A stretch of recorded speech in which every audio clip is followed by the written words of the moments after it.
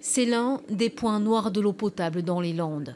Ici, comme dans 6 autres forages et captages du département, l'Agence régionale de santé relève depuis plusieurs années des taux anormalement élevés de métabolites de pesticides.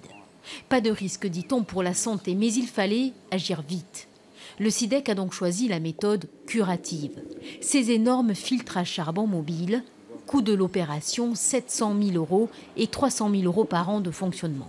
C'est un système d'éponge, l'eau passe dans ces filtres et à la sortie donc, de ces filtres, et elle est distribuée donc, avec la qualité requise pour la conformité.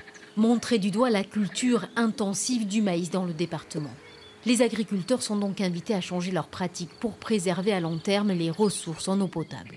Cette CUMA a été la première à prendre la mesure de l'ampleur de la pollution. La trentaine d'agriculteurs a investi dans du matériel de désherbage mécanique. Objectif, réduire de 40 à 100% l'utilisation de produits phytosanitaires. Il y a des gros efforts à faire et ces outils-là vont dans ce sens-là.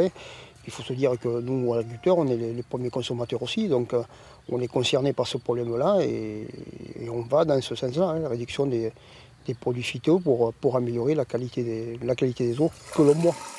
Ces investissements sont soutenus par le département et le consommateur. Plus 5 centimes d'euros par mètre cube d'eau pour tous les abonnés du SIDEC.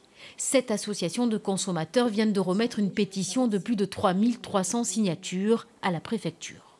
Le consommateur, c'est le buveur d'eau, il paye déjà 85% de taxes aux agences de bassin. Et donc toutes ces taxes qu'il paye devraient revenir à l'eau et aux investissements qui sont nécessaires pour rendre l'eau potable. Donc ça nécessite des subventions des agences de bassin. Un plan d'action territorial en cours devrait affiner précisément chaque parcelle agricole vulnérable. Un Landais sur 5 serait concerné par cette pollution de l'eau potable.